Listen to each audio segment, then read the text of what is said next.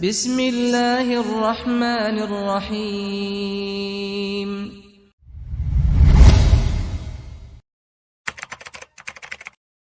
Bismillahirrahmanirrahim. Assalamualaikum warahmatullahi wabarakatuh.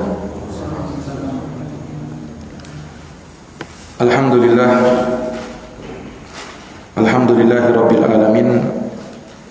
Wa bihi nasta'inu ala umuri dunya waddin. Asyhadu an la ilaha illallah wahdahu la syarikalah. Wa asyhadu anna Muhammadan abduhu wa rasuluh.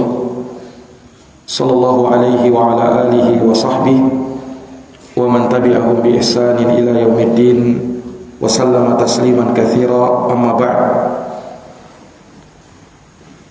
Ikhwani fid din, a'azzani Allah wa iyyakum. Alhamdulillah, pada subuh hari ini kembali kita dapat melanjutkan pembahasan kita dari Sirah Nabawiyah, dari kitab Mukhtasar Siratin Nabi sallallahu alaihi wasallam wa Sirati Ashabihil Asyarah, karya Al-Imam Abdul Ghani bin Abdul Wahid Al-Maqdisi rahimahullahu ta'ala. Di pertemuan sebelumnya kita telah menjelaskan bagaimana kisah tentang wafatnya ayahanda Rasulullah sallallahu alaihi wasallam dan ibu beliau serta kakeknya. Nabi sallallahu alaihi wasallam, ayah beliau meninggal dan beliau masih dalam kandungan. Kemudian setelahnya beliau pun lahir, dan ketika beliau berumur 6 tahun maka beliau ditinggal oleh ibunya, yang kemudian setelahnya dirawat oleh kakek beliau sallallahu alaihi wasallam yang bernama Abdul Muttalib. Namun Abdul Muttalib merawat dan memelihara Nabi sallallahu alaihi wasallam sekitar 2 tahun. Ketika Nabi berumur 8 tahun, Abdul Muttalib meninggal dunia. Abdul Muttalib meninggal dunia, dan beliau sempat dirawat oleh seorang wanita yang mulia yang bernama Ummu Aiman Al-Habasyiyah, yang tidak lain merupakan budak Nabi sallallahu alaihi wasallam yang kemudian dimerdekakan oleh Allah Ta'ala, bahwa setelah kakek Nabi meninggal dunia, maka yang merawat beliau setelah itu sampai membesarkan beliau adalah Abu Thalib, yang tidak lain merupakan pamannya Rasulullah sallallahu alaihi wasallam. Kemudian telah kita singgung juga tentang penyusuan Nabi sallallahu alaihi wasallam. Jadi beliau disusui oleh 2 orang wanita. Yang pertama, atau bersama ibu beliau sendiri, hanya tidak lama Nabi menyusu dengan ibu beliau sendiri cuma 3 hari saja. Iya. Setelah itu beliau memberikannya kepada Suwaibah, yang Suwaibah ini adalah budak dari Abu Lahab. Iya, budaknya Abu Lahab. Dan dari Suwaibah Nabi kita Muhammad sallallahu alaihi wasallam punya 4 saudara susuan. Beliau tidak punya saudara kandung, tetapi beliau punya saudara susuan 4 orang dari Suwaibah. Saudara susuan Nabi yang pertama Hamzah bin Abdul Muttalib, yang merupakan paman Nabi sendiri. Ya, yang kedua Abdullah bin Abdul Asad Al-Makhzumi. Kemudian yang ketiga Masruh. Masruh ini anaknya Suwaibah sendiri. Dan yang keempat adalah Abu Sufyan ibnul Harith. Nah, inilah 4 saudara susuan Nabi dari Suwaibah. Dan tentunya seperti yang kita maklumi bahwa saudara susuan itu tetap dengannya hubungan mahram. Seorang bisa menjadi mahram seseorang dikarenakan ya dia adalah saudara atau saudari susuannya. Taib. Kemudian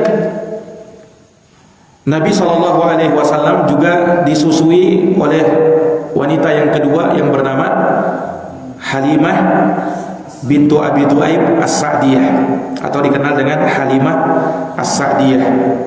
Nah, beliau menyusui Nabi SAW, dan tentang penyusuan Nabi SAW oleh Halimah As-Sa'diyah itu dalilnya telah tetap sebagaimana dalam riwayat yang sahih. Bahkan disebutkan oleh Imam Ibnu Katsir rahimahullahu taala dalam kitabnya Al-Bidayah wan Nihayah dari Khalid Ibnu Mi'dad, dari sahabat-sahabat Rasulullah, bahwasanya mereka berkata kepada Nabi, akhbarna atau akhbirna an nafsik, ya Rasulullah, kabarkan kepada kami tentang dirimu. Maka Nabi pun bersabda, na'am, aku akan kabarkan berita tentang diriku. Nah, salah satu yang disebutkan oleh Nabi dalam hadis itu, hadisnya cukup panjang, Nabi SAW bersabda, istarda'tu fi bani Sa'ad ibni Bakar, aku disusui oleh seorang wanita dari Bani Sa'ad ibnu Bakar. Nah, ini maksudnya Halimah As-Sa'diyah. Nah, disebutkan oleh Imam Ibnu Katsir bahwa sanadnya jayyid qawi, sanadnya bagus dan kuat, sebagaimana di dalam as-sirah. Nah, maka ini ibu susuan Nabi SAW yang kedua, Halimah As-Sa'diyah, dan memang telah masyhur, ya, ternukil dan dinukil oleh para ulama bahwasanya dari ibu susuan Nabi selain Suwaibah adalah Halimah As-Sa'diyah, dan itu terkenal di kalangan para ahli sejarah, sehingga berita tentang hal tersebut tidak bisa didustakan. Nah, ikhwani fiddin azani Allah wa iyyakum, bagaimana kisah tentang penyusuan Nabi SAW oleh Halimah As-Sa'diyah? Ya, diceritakan bahwasanya dahulu orang Arab, khususnya penduduk Makkah, mereka punya adat kebiasaan untuk menyusukan anak-anak mereka dengan wanita-wanita yang berasal dari pedalaman dusun yang tinggal di pedalaman Arab ketika itu. Ya, karena dimaklumi bahwasanya di kota Makkah banyak para peziarah yang datang. Ya, terkadang dari orang-orang yang berziarah tersebut mungkin membawa sesuatu dari penyakit, sehingga ya, membuat kota Makkah ketika itu tersebar atau tercemar banyak wabah atau penyakit, sehingga pertumbuhan anak-anak kurang baik manakala disusui oleh ibu kandung mereka sendiri. Nah, maka mereka pun menyerahkan anak-anak mereka agar disusui oleh wanita-wanita yang ada dan tinggal di pedalaman, untuk menghasilkan, ya, imun yang lebih kuat bagi anak-anak mereka dan pertumbuhannya lebih baik. Nah, dan itu sudah berjalan turun-temurun di kalangan penduduk Makkah tatkala itu. Maka disebutkan bahwasanya ketika Nabi SAW lahir, dan tidak beberapa lama setelah itu datanglah rombongan para ibu-ibu susuan yang mereka datang dari pedalaman menuju kota Makkah. Ya, tujuannya untuk mendapatkan anak susuan. Tentunya mereka berikan hal tersebut dengan upah, dengan gaji. Nah, maka di musim-musim tertentu biasanya datang ibu-ibu susuan dari pedalaman. Mereka sengaja datang ke Makkah untuk mencari anak susuan. Nah, maka ya datanglah banyak ibu susuan dari daerah pedalaman, termasuk di dalamnya adalah Halimah As-Sa'diyah. Nah, hanya disebutkan dalam riwayat bahwa Halimah As-Sa'diyah datang bersama suaminya, beliau mengendarai onta yang kurus ketika itu, sehingga beliau pun ketinggalan oleh kawan-kawannya yang lain. Mereka ketika itu saling berlomba, ya. Karena kalau yang datang duluan kemungkinan besar akan mendapatkan anak susuan dan bisa mendapatkan di sana orang-orang kaya yang memberikan upah yang besar. Maka mereka saling berlomba. Qadarullah, Halimatus Sa'diyah bersama suaminya itu paling belakang, dikarenakan beliau mengendarai onta yang kurus. Nah, ketika sampai di Mekah, Halimatus Sa'diyah mencari anak-anak susuan. Ternyata sudah dibawa semuanya oleh orang-orang yang mendahului beliau. Beliau cari ke sana kemari tidak dapat. Sampai pada akhirnya beliau pun ditawarkan, ada seorang anak, ya, tetapi anak ini dia bapaknya sudah meninggal, anak yatim. Nah, dialah Nabi kita Muhammad sallallahu alaihi wasallam. Beliau anak yatim, ya. Ya kalau mungkin diberikan bayaran tidak seberapa. Nah, maka ketika itu Halimatus Sa'diyah mendapatkan hal tersebut, berita tersebut, maka beliau pun bermusyawarah dengan suaminya. Ya, ini bagaimana ada satu anak saja yang kita dapatkan, itu pun anak yatim. Ya, mungkin kita dapat bayaran tidak seberapa. Kira-kira apakah kita ambil saja atau kita pulang saja? Nah, kalau kita pulang tentunya malu, ya, karena mereka ketika itu bersaing supaya bisa mendapatkan anak, ya. Kalau pulang ke kampungnya tidak dapat anak susuan, ya itu menjadi aib, malu mereka. Ya. Akhirnya mereka bermusyawarah dan mereka pun sepakat untuk mengambil bayi Nabi kita Muhammad sallallahu alaihi wasallam tatkala itu. Maka Halimatus Sa'diyah pun membawa Rasulullah SAW yang masih bayi tatkala itu sambil menyusui beliau. Dan di hari itu, di hari pertama menyusui Nabi SAW, itu sudah nampak perubahan yang luar biasa pada kehidupan Halimatus Sa'diyah bersama suaminya. Onta yang tadinya kurus ceking, ya, jalannya lambat, tapi ketika pulang membawa bayi Nabi Muhammad SAW, maka tiba-tiba bayinya tersebut, ontanya tersebut segar, kemudian berlari kencang sampai bisa menyusul kawan-kawannya yang lebih dulu tadi.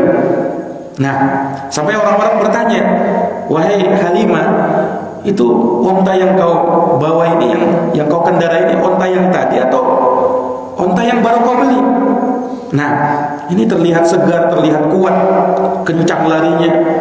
Kata Halimah, ya ini onta yang tadi, bukan onta yang baru kau beli, onta yang tadi ini. Nah, itu sudah nampak ya bagaimana berkah dari apa yang mereka bawa karena menyusui Rasulullah Muhammad sallallahu alaihi wasallam. Nah, para hadirin yang dirahmati dan dimuliakan oleh Allah Subhanahu wa taala, dan setelah itu ya, bukan hanya pada onta Halimatus Sa'diyah yang terjadi perubahan. Kehidupan beliau pun berubah drastis tatkala itu. Bahkan pertanian beliau, Halimatus Sa'diyah, beliau bertani bersama suaminya, nah di kampungnya, ya biasanya hasil tani itu biasa saja atau bahkan terkadang rugi.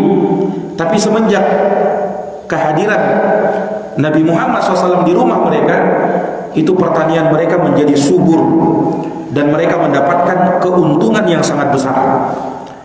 Maka mereka pun berpikir, dari mana ini keberkahan ini semenjak ya saat kita mengambil bayi ini, terus menerus keberuntungan menghampiri kita.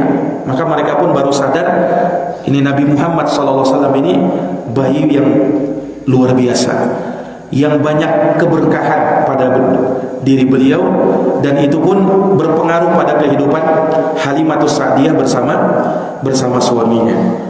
Nah, ini para hadirin yang dirahmati dan dimuliakan oleh Allah Subhanahu wa taala. Maka Nabi kita Muhammad sallallahu alaihi wasallam ya disusui oleh Halimatus Sa'diyah sampai beberapa tahun lamanya. Dan bersama Halimatus Sa'diyah Nabi sallallahu alaihi wasallam punya 3 saudara susuan lagi. Jadi Halimatus Sa'diyah punya 3 orang anak. Beliau punya 3 orang anak. Namanya Abdullah, kemudian Khuzafah dan Unaisah. Jadi namanya Abdullah, Khuzafah dan Unaisah. Nah, inilah saudara susuan Nabi SAW dari Halimatus Sa'diyah. Jadi kesimpulannya, kalau kita melihat saudara susuan Nabi, kalau digabung bersama Suwaibah tadi, ada 7 saudara susuan Nabi. Ada 7 saudara susuan Nabi. Satu diantaranya adalah seorang wanita, yaitu Unaisah. Jadi yang pertama, paman beliau sendiri, yaitu Hamzah bin Abdul Muttalib, kemudian Abdullah bin Abdul Asad Al-Makhzumi, kemudian Masruh, kemudian Abu Sufyan ibnul Harith, itu dari Suwaibah. Kemudian dari Halimatus Sa'diyah ada 3 orang lagi, Abdullah, Khuzafah dan Unaisah. Inilah 7 saudari atau 7 saudara susuan Rasulullah sallallahu alaihi wasallam. Ikhwani fi din, a'azani Allah wa iyyakum. Ya. Nah, di saat Nabi sallallahu alaihi wasallam tinggal bersama Halimatus Sa'diyah di Bani Sa'ad, ya, maka disitulah terjadi peristiwa besar yang dialami Nabi SAW dan beliau masih anak-anak. Sebagaimana diriwayatkan oleh Imam Muslim di dalam kitab sahihnya dari sahabat Anas bin Malik radhiyallahu taala anhu, bahwa Rasulullah sallallahu alaihi wasallam didatangi oleh malaikat Jibril ketika beliau masih kecil. Dan Nabi ketika itu sedang bermain bersama kawan-kawannya, ya, bermain bersama anak-anak yang lainnya. Maka malaikat Jibril pun mengambil beliau dan merebahkan Nabi sallallahu alaihi wasallam. Dan disitulah terjadi pembelahan dada Nabi sallallahu alaihi wasallam. Nah, maka fasyaqqa an qalbihi, Nabi SAW dibelah dadanya oleh malaikat Jibril. Fastakhrajal qalba, kemudian malaikat Jibril mengeluarkan hatinya Nabi. Fastakhraja minhu alaqah, kemudian dari hati beliau keluarkan segumpal darah. Dan malaikat Jibril berkata, "Hadza haddus syaitani minka." Ini adalah bagian syaitan yang berasal darimu. Tsumma ghasalahu fi tasdin min dhahab bima'i zamzam. Kemudian malaikat Jibril mencuci hatinya Nabi SAW ketika itu, ya, dalam sebuah baskom terbuat dari emas dengan air Zamzam. Kemudian setelahnya beliau pun mengembalikan seperti sedia kala. Ini tentunya peristiwa yang seperti ini tidak mampu dilakukan kecuali dengan kehendak dan keinginan Allah Subhanahu wa taala. Nah, peristiwa pembelahan dada Nabi sallallahu alaihi wasallam, dan riwayat tentang hal tersebut adalah riwayat yang sahih sebagaimana diriwayatkan oleh Al-Imam Muslim. Jadi disebutkan dalam riwayat ketika Nabi SAW diambil oleh malaikat Jibril dalam keadaan beliau sedang bermain, ketika itu disaksikan oleh kawan-kawan beliau yang lainnya. Nah, bahkan sebagian melihat dada Nabi SAW betul-betul dibelah oleh malaikat Jibril tatkala itu, sehingga anak-anak atau teman-temannya Nabi ketika itu berlarian.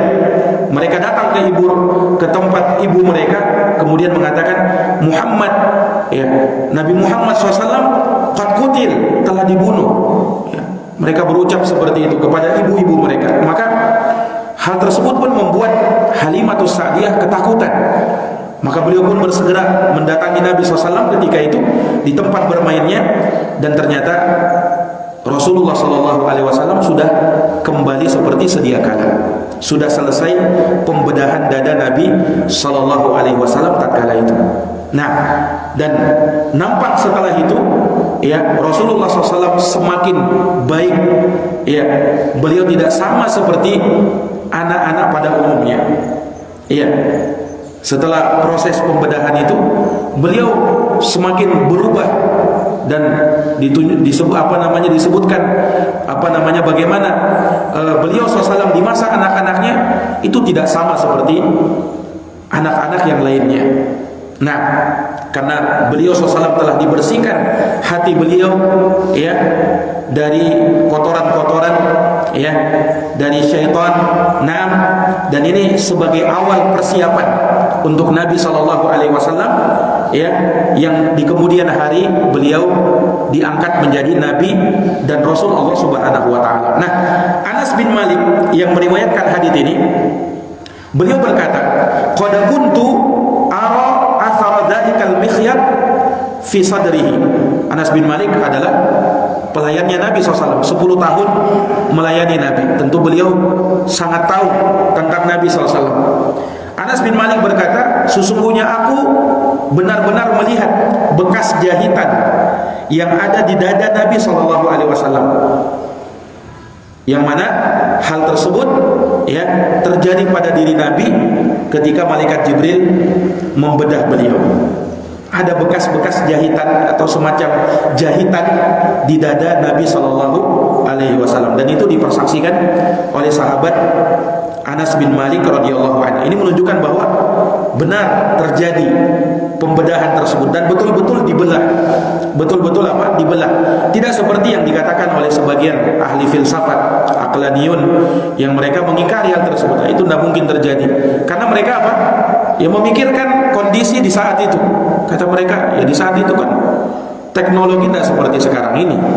Ya kalau di zaman sekarang ya bolehlah kita terima, tapi di masa dulu tidak mungkin lah seperti itu. Ini ya dikarenakan mereka hanya memikirkan dengan akal.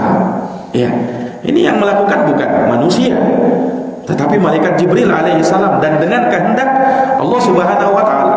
Nah, sebagian orang ada yang mengingkari kisah ini, walaupun riwayatnya sahih dalam hadis riwayat Muslim, tetapi sebagian orang berusaha mengingkarinya karena katanya tidak masuk akal, tidak sesuai, tidak bisa diterima oleh akal. Ini ya akal mereka yang tidak bisa menerimanya. Kalau kita beriman ya dengan kebesaran, kekuasaan Allah Subhanahu wa Ta'ala, maka kita akan membenarkan hal tersebut.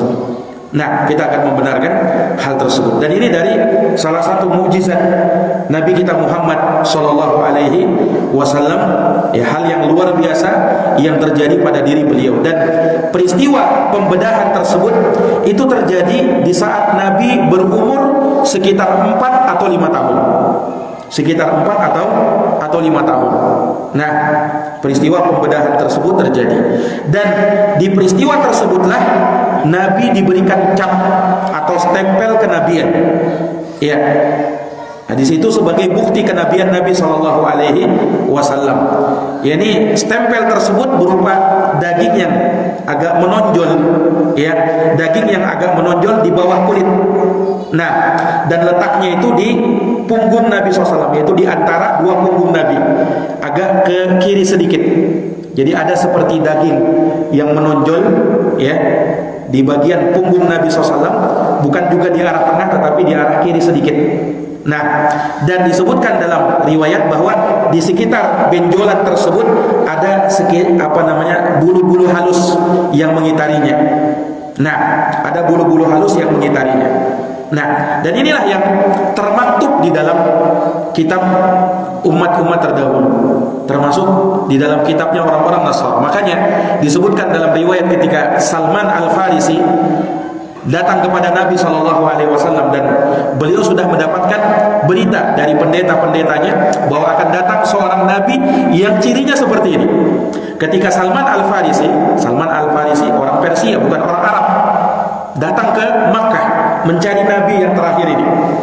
Ketika beliau datang, beliau tidak langsung masuk Islam, tapi melihat dulu, meneliti dulu, ini betul Nabi atau tidak ini. Maka beliau melihat ciri-cirinya yang ada di dalam kitab beliau. Dulunya beliau beragama Nasrani. Nah, dan diberitakan oleh pendeta-pendeta beliau. Salah satunya ciri yang disebutkan bahwasanya Nabi itu punya benjolan. benjolan di punggung beliau, ya, yang di situ disebutkan di sekitar benjolan itu ada bulu-bulu halus.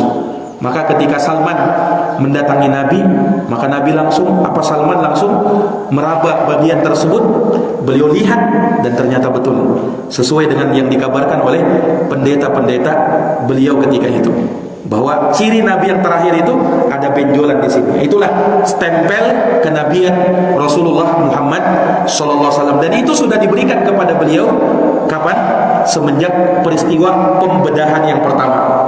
Semenjak peristiwa pembedahan yang pertama, di waktu beliau masih kecil, umur 4 atau sekitar 5 tahun. Nah, ini para hadirin yang dirahmati oleh Allah. Ya, kita sebutkan ini peristiwa pembedahan pertama karena ada peristiwa pembedahan yang kedua. Ya, Nabi SAW kembali dibelah dada beliau SAW ketika beliau berumur 50 tahun. Ketika beliau berumur berapa? 50 tahun. Dan itu dalam peristiwa apa? Isra dan Mi'raj. Jadi sebelum Nabi SAW Isra dan Mi'raj, beliau pun dibelah dada Nabi. Jadi kan Nabi kan diangkat menjadi Nabi dan Rasul umur berapa? 40 tahun. Nabi di Isra Mi'raj kan 10 tahun setelah itu. Makanya wajibnya sholat ketika peristiwa Isra Mi'raj itu 10 tahun setelah kenabian. Baru ada kewajiban apa? Kewajiban sholat 5 waktu. Kalau gitu 10 tahun Nabi ngapain? Ya, berdakwah tauhid, mendakwakan tauhid, ya, agar penduduk Makkah ketika itu mengucapkan la ilaha illallah. Nah, ini ikhwani fillah azani Allah. Nah, syariat salat baru turun 10 tahun setelah itu. Makanya umur Nabi pada peristiwa Isra dan Mi'raj dan pada peristiwa pembedahan dada beliau itu sekitar umur beliau 50 tahun. Nah, ini para hadirin yang dirahmati dan dimuliakan oleh Allah Subhanahu wa taala. Dan peristiwa pembedahan ini itu sabit dalam Sahih Al-Bukhari dan juga dalam Sahih Muslim dalam Kitabul Iman. Iya, bahwa Nabi SAW didatangi oleh malaikat yang diutus oleh Allah Subhanahu wa taala, ya. Kemudian Nabi kita Muhammad SAW dibelah dada beliau ketika itu, lalu dicuci, diambil hatinya, ya, jantungnya, kemudian apa? Dicuci oleh malaikat di sebuah bejana yang terbuat dari emas, yang di situ dipenuhi dengan iman dan hikmah. Nah, dan Nabi SAW disebutkan dibelahnya dada beliau itu dari dekat pangkal leher ini, dari nahar ini, ya, bagian sini sampai ke perut beliau terbelah seperti itu. Nah, ini para hadirin yang dirahmati dan dimuliakan oleh Allah Subhanahu wa taala. Ya, Allah Subhanahu wa taala mengulangi, ya, peristiwa pembedahan ini, ya, itu semakin apa? Untuk semakin mempermantap, ya, kesiapan Rasulullah SAW untuk menghadapi hal-hal yang datang berupa ujian dan cobaan kepada beliau. Karena Nabi SAW itu semenjak itu ujian dan cobaannya semakin berat. Nah, ujian dan cobaannya semakin berat. Bahkan sebelum peristiwa ini, itu kan terjadi peristiwa yang sangat memilukan Nabi SAW. Di tahun ketika Nabi Isra dan Mi'raj, istri beliau meninggal dunia. Di tahun itu pula paman beliau yang sangat menyayangi beliau, Abu Thalib, juga meninggal dunia. Maka dikenal tahun itu, tahun ketika Nabi sebelum di Isra Mi'raj kan dikenal dengan Amul Hazan, tahun kesedihan. Dikenal dengan tahun kesedihan. Nah, maka disitulah Allah Subhanahu wa taala seakan ingin menghibur Nabi melalui peristiwa Isra dan Mi'raj. Artinya seakan Allah Subhanahu wa taala ingin mengatakan kepada nabinya, wahai Muhammad, walaupun penduduk bumi atau manusia yang ada di bumi itu mereka menghinakan kamu, mereka menolak dakwamu, tapi kami penduduk langit itu akan memuliakan kamu. Dan itu nampak dalam peristiwa Isra dan Mi'raj. Nabi diangkat oleh Allah Subhanahu wa taala bahkan melebihi para nabi dan para rasul yang lain. Ya, kalau malaikat atau Nabi Ibrahim alaihissalam itu sampai di langit yang ketujuh saja. Sebelum-sebelumnya nabi dan rasul itu di bawah beliau. Nabi Ibrahim di langit yang paling atas, yaitu langit yang ketujuh. Nabi bukan sampai di langit yang ketujuh saja, tetapi naik lagi di Sidratul Muntaha, dan disitulah beliau berjumpa dengan Allah Subhanahu wa Ta'ala untuk memperlihatkan bagaimana kedudukan Rasulullah Sallallahu Alaihi Wasallam di hadapan seluruh manusia, bahkan di hadapan seluruh para nabi dan para rasul. Nah, ini para hadirin yang dirahmati dan dimuliakan oleh Allah Subhanahu wa Ta'ala. Ya, maka peristiwa pembedahan dada Nabi SAW dan dicucinya hati beliau dengan air zam-zam, ya, ini salah satu dari mukjizat yang diberikan oleh Nabi, yang diberikan oleh Allah Subhanahu wa Ta'ala kepada Nabi kita Muhammad SAW. Hikmah dari peristiwa pembedahan ini agar semakin suci hati beliau. Nabi SAW hatinya paling suci, ditambah lagi dengan disucikannya hati beliau, maka itu semakin menambah kemuliaan dan kesucian yang ada pada diri Rasulullah SAW. Bahkan tidak main-main, sampai 2 kali dicuci hatinya Nabi SAW, di waktu beliau kecil sekitar umur 5 tahun, dan di waktu beliau dewasa sekitar umur 50 tahun. Dan terkait dengan peristiwa Isra dan Mi'raj, insyaallah ta'ala akan datang kisahnya bagaimana, peristiwanya bagaimana, itu akan disebutkan nanti insyaallah ta'ala. Ikhwani fiddin, a'azani Allahu wa iyyakum. Disebutkan oleh Al-Hafidz Ibnu Hajar, ya, terkait dengan peristiwa ini. Nah, dan beliau membantah sebagian orang-orang yang meragukan, ya, peristiwa pembedahan dada beliau dari kalangan aqlaniyun, ahlul falsafah, ahli filsafat, yang mendewakan akalnya sendiri, yang dia lebih mengutamakan akal ketimbang nas Al-Quran atau sunnah Nabi Sallallahu Alaihi Wasallam. Karena mereka betul-betul mengingkari peristiwa. Tidak mungkin terjadi, kata mereka. Ini mustahil terjadi, apalagi di zaman itu. Nah, apalagi di zaman itu, kata mereka. Itu dibantah oleh Al-Hafidz Ibnu Hajar rahimahullahu ta'ala. Ikhwani fiddin, a'azani Allah wa iyyakum. Maka ini terkait dengan penyusuan Nabi Sallallahu Alaihi Wasallam dan bagaimana peristiwa-peristiwa yang terjadi di masa Rasulullah SAW menyusu dengan Halimatus Sa'diyah. Baik, ikhwani fiddin, azani Allah wa iyyakum. Kemudian berikutnya, ya, Al-Imam Abdul Ghani Al-Maqdisi rahimahullah menjelaskan tentang nama Rasulullah SAW dan bagaimana tumbuh besarnya beliau di Makkah.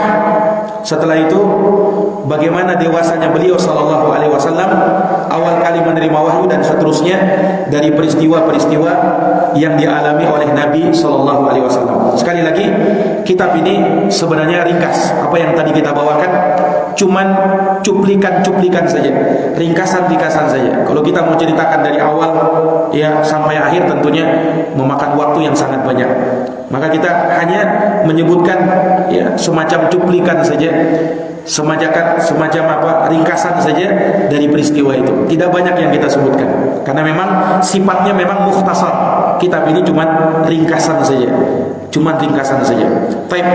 Maka beliau beralih pada penyebutan nama dari nama-nama Rasulullah SAW. Faslun fi asma'ihi. Pasal tentang nama-nama Rasulullah SAW. Ya, perlu diketahui bahwa Rasulullah punya beberapa nama. Beliau tidak hanya punya satu nama. Beliau punya banyak nama. Dan banyaknya nama beliau itu semakin menunjukkan keagungan dan kemuliaan Rasulullah Sallallahu Alaihi Wasallam. Karena disebutkan bahwasanya sesuatu semakin banyak namanya, semakin menunjukkan keagungan dan kadar kemuliaan yang ada pada dirinya. Itu disebutkan dalam ilmu ma'ani, bahwa sesuatu semakin banyak namanya, semakin agung kedudukannya.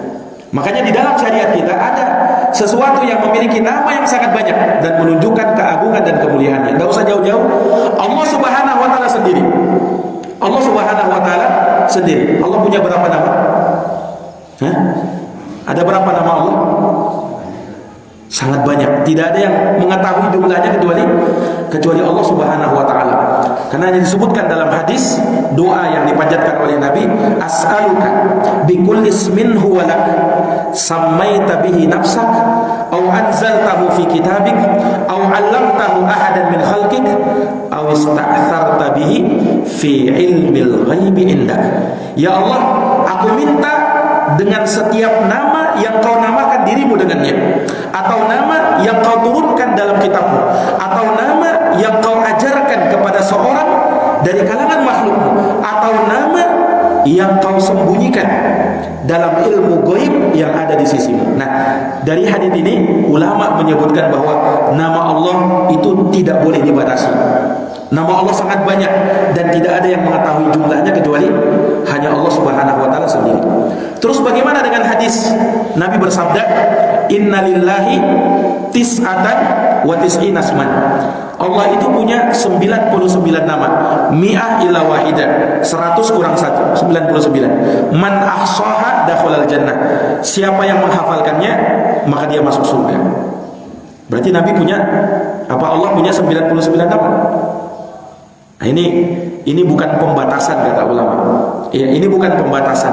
Maksudnya di antara nama yang disebut dalam Quran atau hadis Nabi itu yang kita ketahui 99. Tapi Allah punya nama ya yang masih banyak yang belum kita ketahui. Ya. Ini yang disebut oleh para ulama. Jadi disebutkan 99 bukan pembatasan. Sama ya, kiasnya para ulama begini.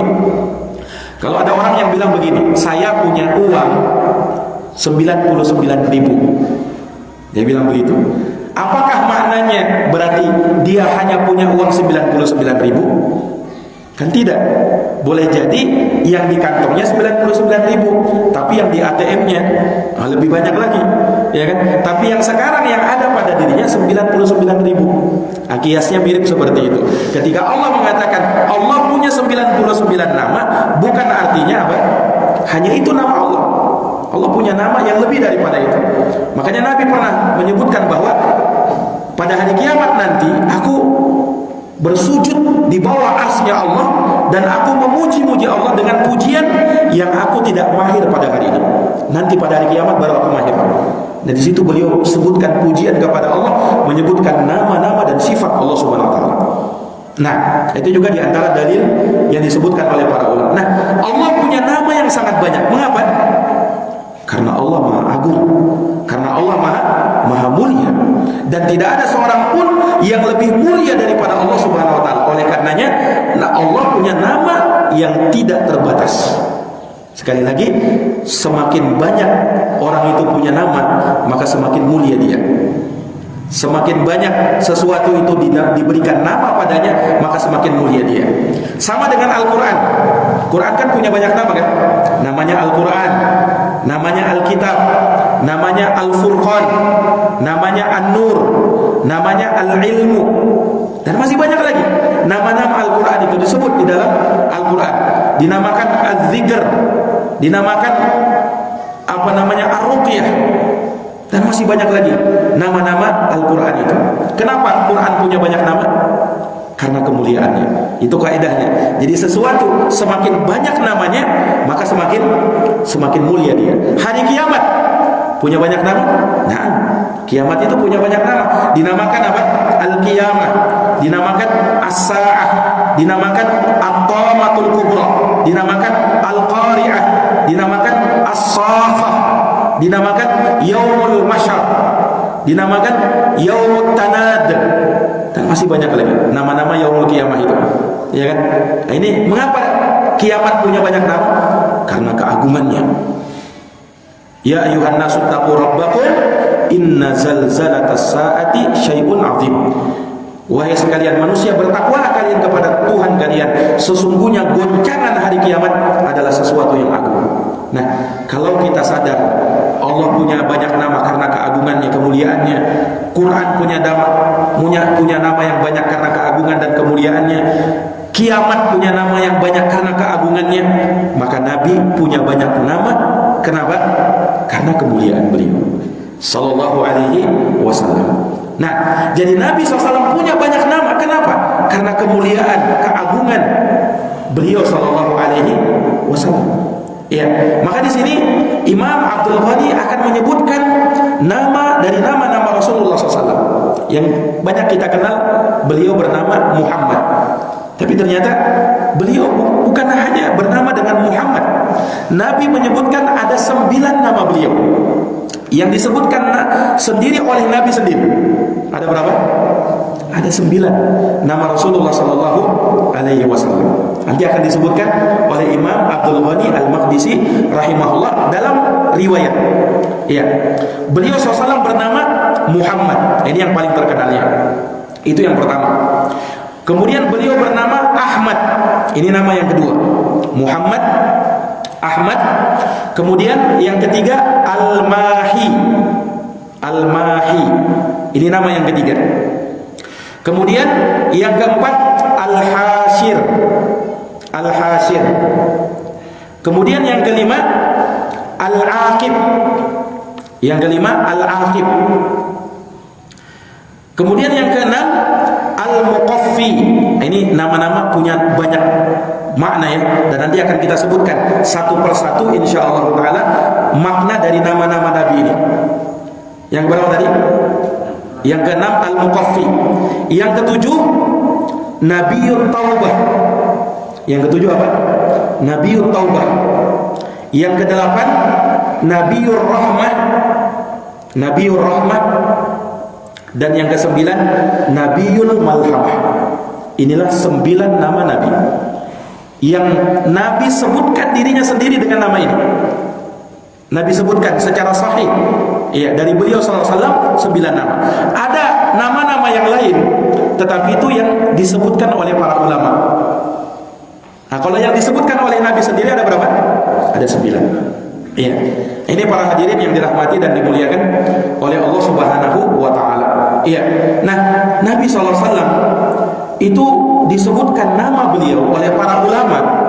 Ya, itu sampai ada yang menghitungnya sampai 500. Bahkan ada yang 1000 nama. Bayangkan, ada sampai 1000 nama. Nama Rasulullah SAW. Tidak mungkin mau kita catat semua itu kan. Nah, tetapi 9 nama ini yang perlu kita catat, karena Nabi sendiri yang menamakan beliau dengan nama ini, dengan 9 nama ini.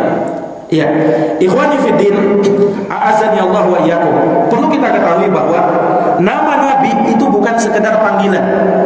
Tidak sama seperti nama kita.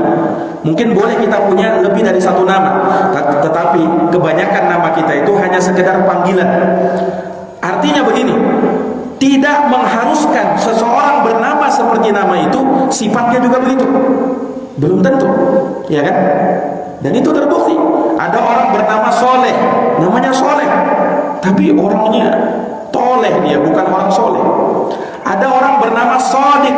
Sodik artinya jujur, tetapi dia orangnya kadzib, pendusta.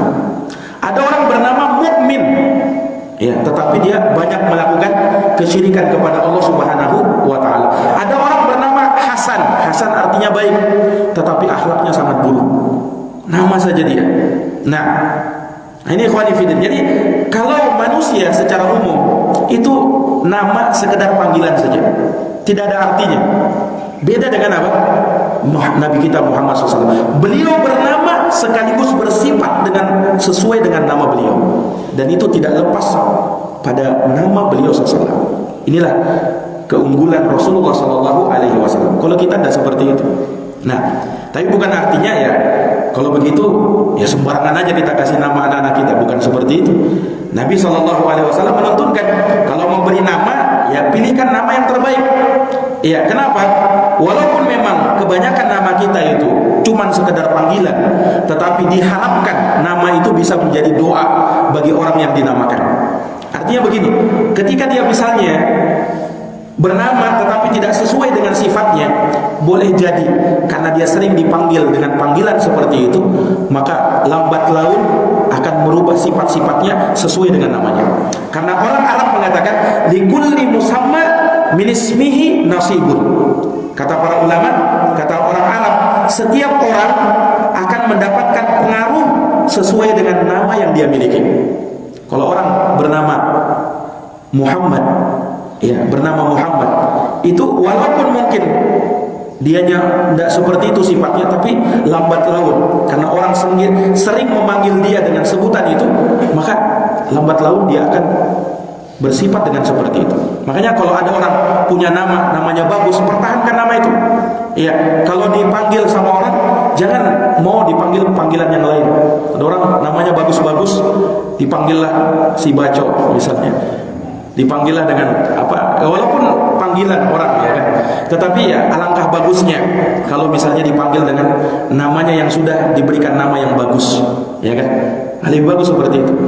Dan Nabi SAW sendiri kadang berubah nama sahabatnya. Ada nama sahabat Hazan namanya. Hazan itu sedih. Akhirnya dia sedih terus hidupnya. Nah ini juga nama itu bisa mempengaruhi orang. Iya.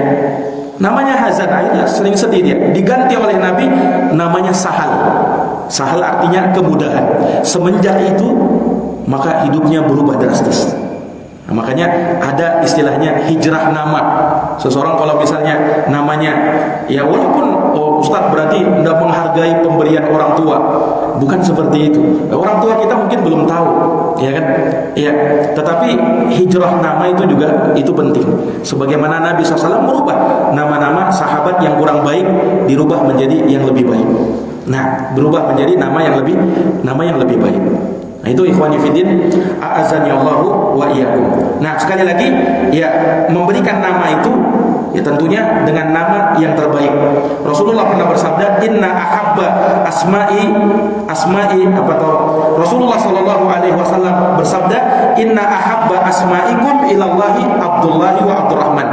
Sesungguhnya nama yang paling dicintai oleh Allah adalah Abdullah dan Abdurrahman. Hadis sahih riwayat Imam Muslim. Dalam riwayat Bukhari dikatakan, Sammi ibnak Abdurrahman. Namailah anakmu dengan Abdurrahman.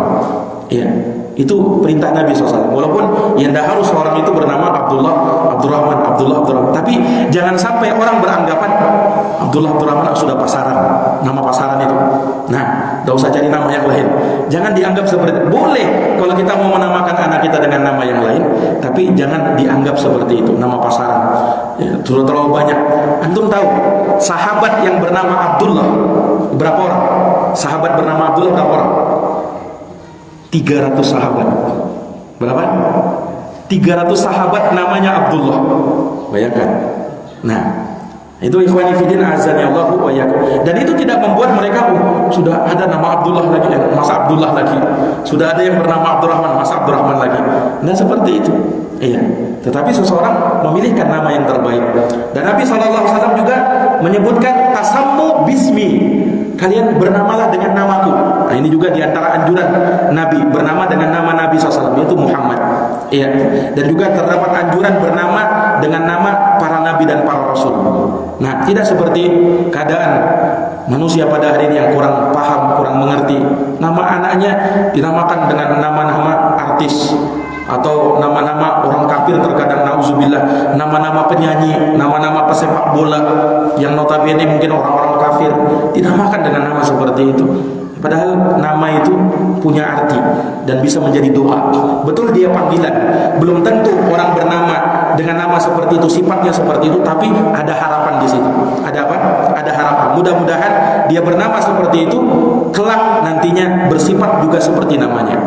Nah, ikhwani fiddin azani Allah wa iyyakum, tentang nama Rasulullah SAW ini maknanya satu persatu insyaallah taala akan kita sebutkan di pertemuan yang akan datang biidznillah taala. Wallahu taala a'lamu bissawab. Baik, jazakumullah khairan atas perhatiannya, mohon maaf atas segala kekurangannya.